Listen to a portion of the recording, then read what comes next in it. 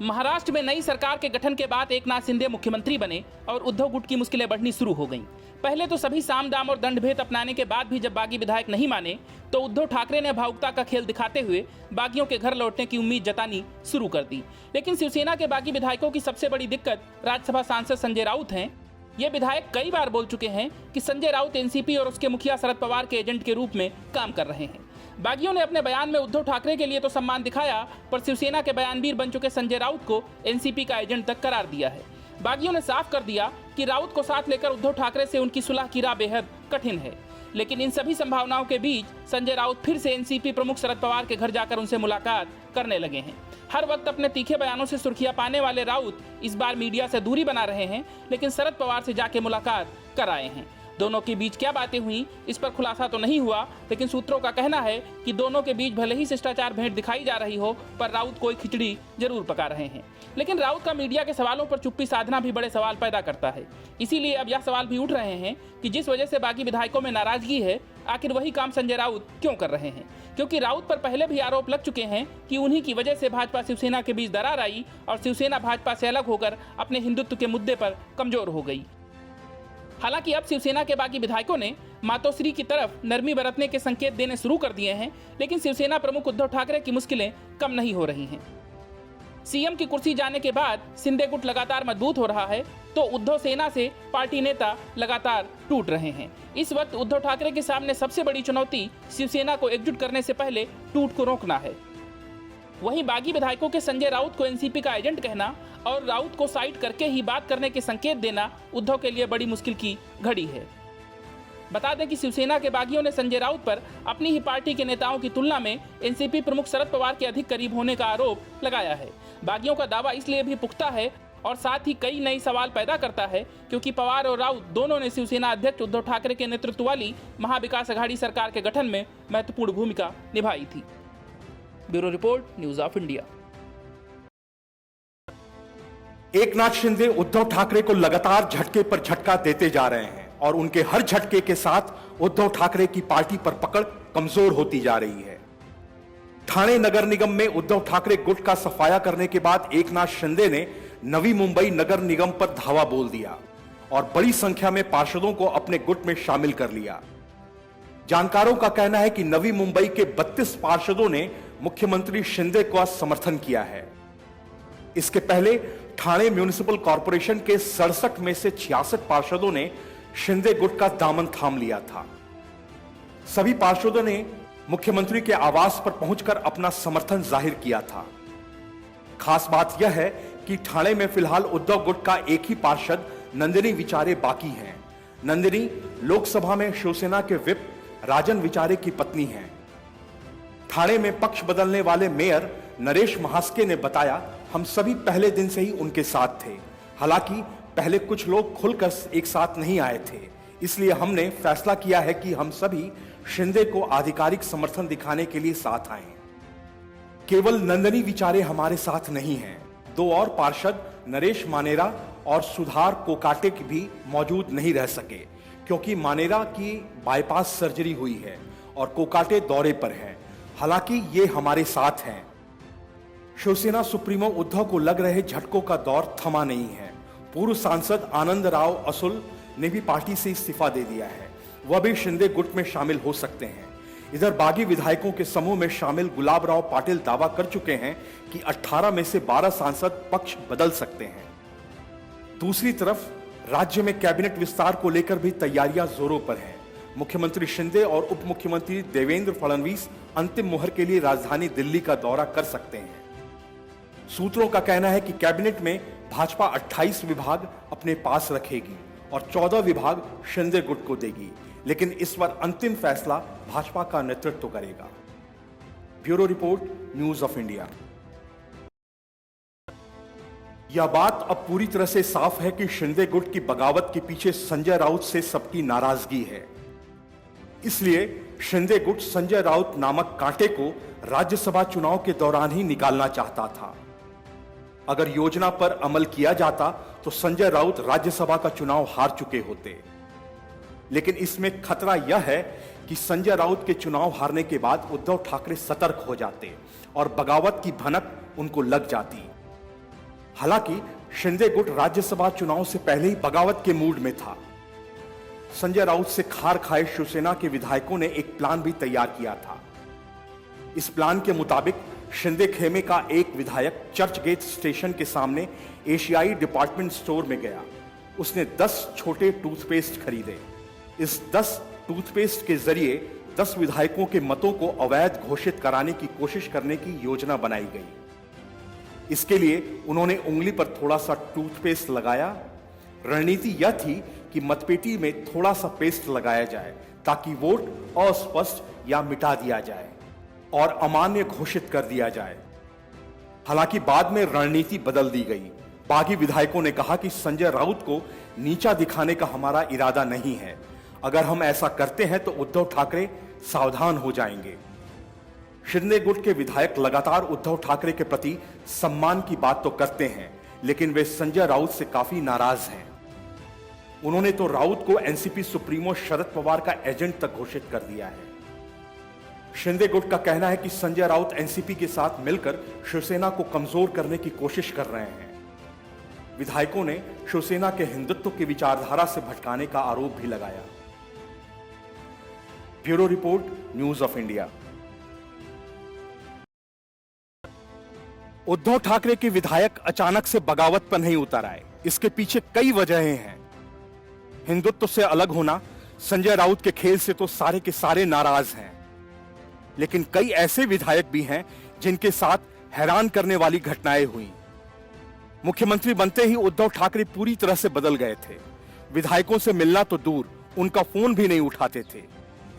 ऐसे ही एक विधायक संजय गायकवाड़ हैं। उनका कहना है कि उद्धव ठाकरे के सामने ही उन्हें धक्के मारे गए, अपमानित किया गया और उद्धव ठाकरे यह सब चुपचाप देखते रहे।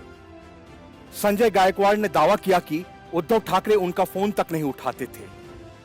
महाराष्ट्र के बुल्ढाना विधानसभा निर्वाचन क्षेत्र के शिवसेना के बागी विधायक संजय गायकवाड़ ने बताया कि वे अपने पुत्र की शादी की तारीख निश्चित करने के लिए उद्धव ठाकरे से मिलने गए थे, लेकिन उद्धव के सुरक्षा कर्मियों ने उन्हें धक्के मारकर पीछे कर दिया।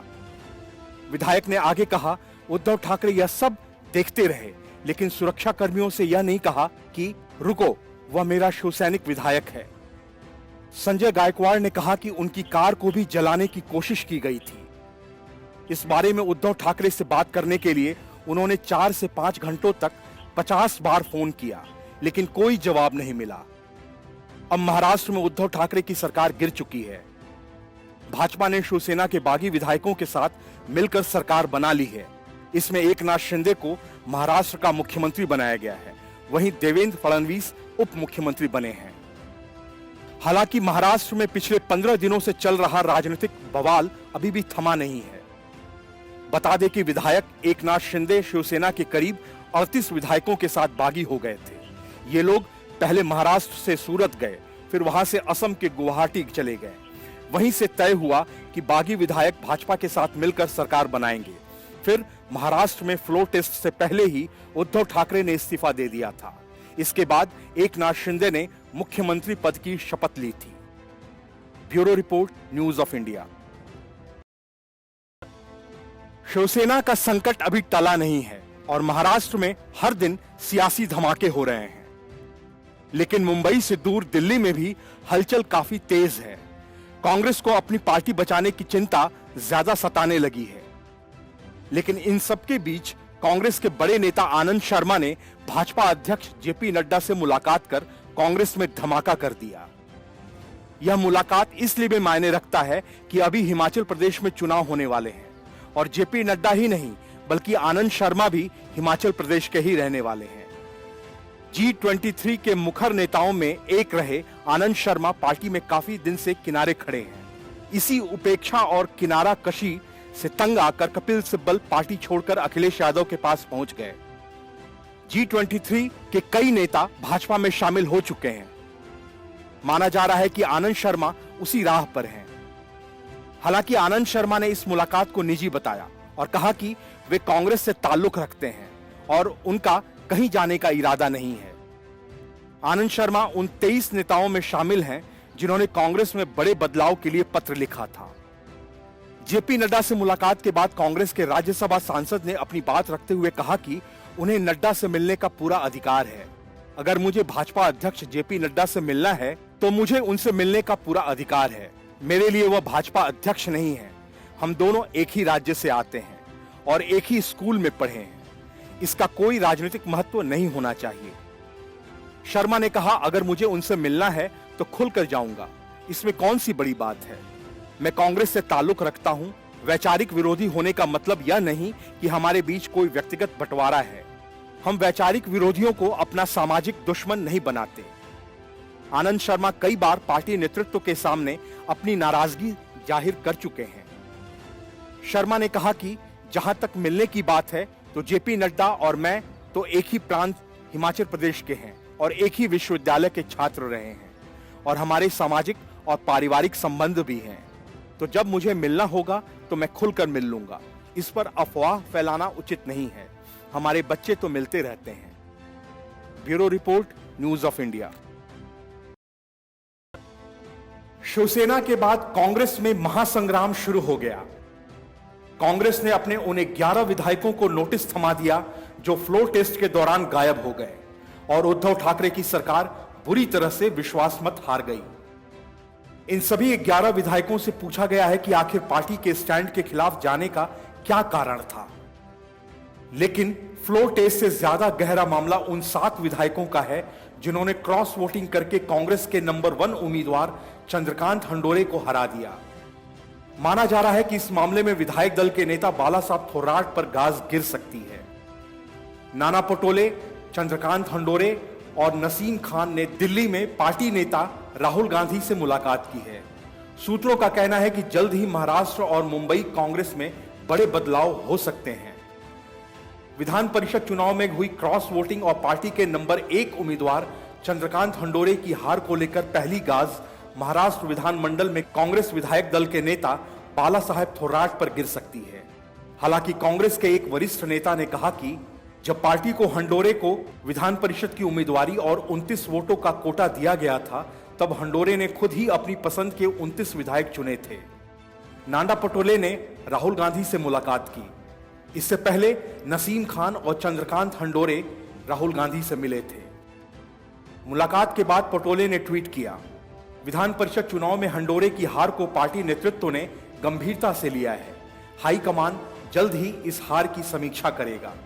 इसके जिम्मेदार लोगों के खिलाफ कार्रवाई सुनिश्चित होगी। पूर्व मंत्री नसीम खान ने बताया कि हमने राहुल को मुंबई और महाराष्ट्र की गतिविधियों से अवगत कराया है। मुंबई कांग्रेस अध्यक्ष भाई जगताप ने कहा कि कांग्रेस ने हंडोरे के लिए 29 वोटों का कोटा तय किया था।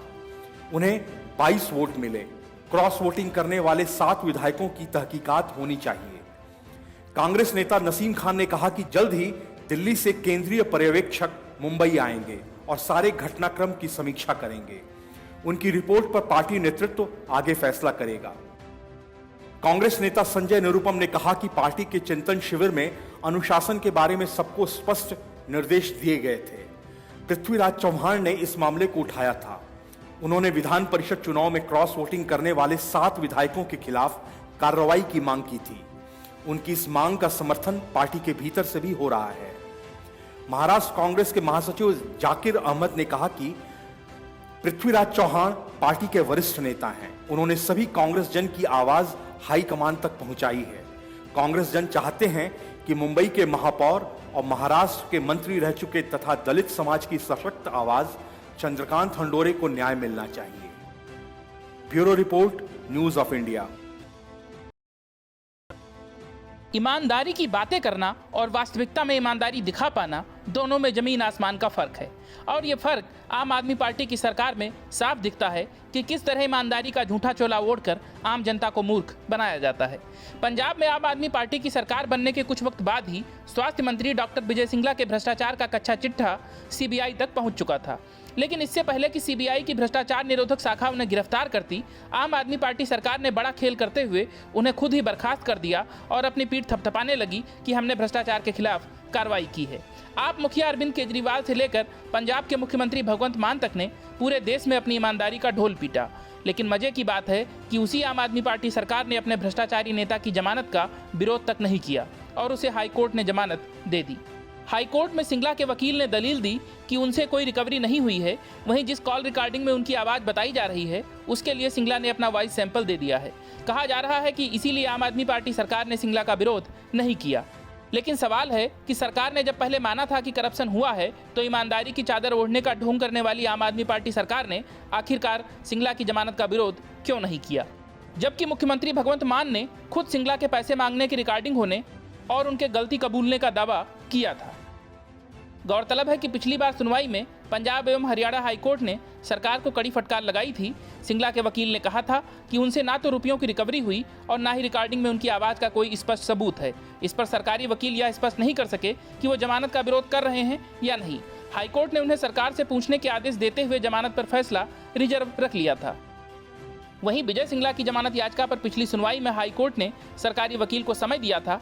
उस वक्त भी सरकारी वकील इस बात को लेकर स्पष्ट नहीं थे कि वो जमानत का विरोध करते हैं या नहीं। हाईकोर्ट ने अपने सीनियर यानी सरकार से इसके बारे में पूछने को कहा था। हालांकि वो हाईकोर्ट में केस के जांच अफसर को ले गए। हाईकोर्ट की फटकार के बाद सरकारी वकील ने और समय मांगा है। बता दें कि पंजाब में आम आदमी पार्टी की सरकार बनने के बाद सिंगला हेल्थ मिनिस्टर बने थे। हालांकि अचानक सीएम भगवंत मान ने उन्हें बर्खास्त कर दिया। उन पर आरोप लगे कि सेहत विभाग के हर काम में उन्होंने 1% कमीशन मांगा था। हालांकि सिंगला का तर्क है कि उनसे ना तो कोई रिकवरी हुई है और ना ही उन्होंने किसी से कोई पैसा मांगा है। वो जाँच के लिए अपना वॉइस सैंपल भी दे चुके हैं। Bureau report, news of India. जिसका अंदेशा था आखिरकार वही हो रहा है। महाराष्ट्र की सत्ता से जैसे ही उद्धव ठाकरे बेदखल हुए, उनके गुट वाली शिवसेना एक के बाद एक बिखरने लगी। पहले उनके गुट के विधायकों ने दबी जुबान मोर्चा खोला, फिर सांसदों ने भाजपा और शिंदे गुट से सुलह की मांग कर डाली, फिर नंबर आया पार्षदों का और ठाणे व नवी मुंबई के सैकड़ों पार्षद उद्धव को छोड़ शिंदे गुट के साथ चले गए। लेकिन इतना सब कुछ कम था जो अब कल्याण डोंबिवली महापालिका के भी कई पार्षदों ने सीएम एकनाथ शिंदे को समर्थन कर दिया है। कल्याण डोंबिवली में 65 में से 60 पार्षदों ने अपना समर्थन एकनाथ शिंदे को दे दिया है। इसके बाद अब यह बिल्कुल साफ हो चला है कि सालों से बीएमसी की सत्ता पर काबिज शिवसेना का किला अब की बार दरक जाएगा। गौरतलब है कि महाराष्ट्र की 4 महानगर पालिकाओं पर शिवसेना की सत्ता है, लेकिन शिंदे को लगातार शिवसेना के भीतर मिल रहे समर्थन से उद्धव ठाकरे के हाथ पांव फूलने लगे हैं और उद्धव ठाकरे को एक के बाद एक कई बड़े झटके लग चुके हैं। लेकिन जिस तरह के हालात बन रहे हैं और लगातार शिवसेना के नेताओं का समर्थन शिंदे गुट को मिलता जा रहा है, उससे साफ दिखाई पड़ रहा है कि पूर्व मुख्यमंत्री उद्धव ठाकरे के हाथ से शिवसेना फिलहाल खिसकती दिख रही है। क्योंकि इससे पहले ठाणे महानगर पालिका, जहां पर लंबे समय से शिवसेना सत्ता में रही है, वहां से शिवसेना के 67 में से 66 पार्षदों ने सीएम एकनाथ शिंदे को अपना समर्थन देकर उद्धव ठाकरे को बड़ा झटका दिया है। अब केवल ठाणे से सांसद राजन बिचारे की पत्नी नंदिनी बिचारे ही ठाकरे कैंप में बची हैं। लेकिन सिर्फ ठाणे ही नहीं, नवी मुंबई महानगर पालिका के 46 में से 32 शिवसेना के पार्षद भी एकनाथ शिंदे कैंप में शामिल हो गए। और फिर कल्याण डोंबिवली महानगर पालिका, जहां हमेशा से शिवसेना का झंडा लहराता आ रहा है, वहां से भी उद्धव ठाकरे के लिए अच्छी खबर नहीं है। गौरतलब है कि बीएमसी में शिवसेना का सबसे बड़ा चेहरा यशवंत जाधव की विधायक पत्नी यामिनी जाधव पहले ही एकनाथ शिंदे को अपना समर्थन दे चुकी हैं। उद्धव ठाकरे के लिए सबसे बड़ी चुनौती आने वाले दिनों में यही रहेगी कि जिन 4 बड़ी महानगर पालिकाओं में फिलहाल शिवसेना का कब्जा है, वहां की सत्ता को बचाए रखा जाए। क्योंकि आने वाले कुछ महीनों बाद बीएमसी सहित राज्य की तकरीबन 11 महानगर पालिकाओं के चुनाव होने हैं। ये चुनाव शिवसेना और उद्धव ठाकरे के लिए अग्नि परीक्षा से कम नहीं होंगे। फिलहाल सभी की निगाहें मुंबई महानगर पालिका पर टिकी हैं। बीएमसी पर पिछले 25 सालों से शिवसेना का कब्जा है, लेकिन अगले चुनाव ऐसी राजनीतिक परिस्थितियों में होने जा रहे हैं जहां शिवसैनिकों का आत्मविश्वास टूटता दिखाई दे रहा है। इस दौर में एकनाथ शिंदे की बढ़ती ताकत के बीच उद्धव ठाकरे इन चुनौतियों के पहाड़ को कैसे पार कर पाते हैं, यह देखना महत्वपूर्ण होगा। बता दें कि शिवसेना की ताकत मुंबई सहित एमएमआर रीजन यानी मुंबई मेट्रोपॉलिटन एरिया और कोंकण इलाके में थी। इन इलाकों में विधानसभा की 75 सीटें आती हैं। वहीं मुंबई में अभी सबसे बड़ी पार्टी बीजेपी है। यहाँ 36 में से बीजेपी के 16 विधायक हैं, जबकि शिवसेना के 14 विधायक हैं। और एमएमआर रीजन में एकनाथ शिंदे सबसे बड़ी ताकत हैं, जो अब भाजपा के साथ हैं। वहीं कोंकण में नारायण राणे जैसे नेता जो बीजेपी के साथ हैं, वो शिवसेना को उनके इलाके में चुनौती देने के लिए तैयार बैठे हैं। ऐसे में बीजेपी ने एकनाथ शिंदे को सीएम बनाकर उद्धव ठाकरे और उनकी शिवसेना को उन्हीं के ताकत वाले इलाके में चुनौती पेश कर दी है। Bureau report, news of India. आम आदमी पार्टी और उसके मुखिया अरविंद केजरीवाल के लाख जतन के बाद भी उनका ईमानदारी का ढोल फटता जा रहा है। पंजाब से लेकर दिल्ली तक आम आदमी पार्टी के भ्रष्टाचारी नेताओं की पोल लगातार खुल रही है और भ्रष्टाचार निरोधक एजेंसियों को इतने सबूत मिलते जा रहे हैं कि अब इन करप्ट नेताओं के परिवार भी इसमें फंस रहे हैं। मनी लॉन्ड्रिंग मामले में आम आदमी पार्टी नेता और दिल्ली सरकार में मंत्री सत्यन जैन की पत्नी पर भी गाज गिरी है। प्रवर्तन निदेशालय ने सत्यन जैन की पत्नी पूनम जैन को समन भेजकर पूछताछ के लिए तलब किया है। जानकारी के अनुसार यह पूछताछ ईडी के दिल्ली स्थित मुख्यालय पर अगले सप्ताह ही होगी। उन्हें 14 जुलाई को ईडी के जांचकर्ताओं के मुख्यालय में पेश होने को कहा गया है। गौरतलब है कि इससे पहले ईडी ने सत्यन जैन के करीबी माने जाने वाले उद्योगपति वैभव जैन और अंकुश जैन को भी गिरफ्तार किया था।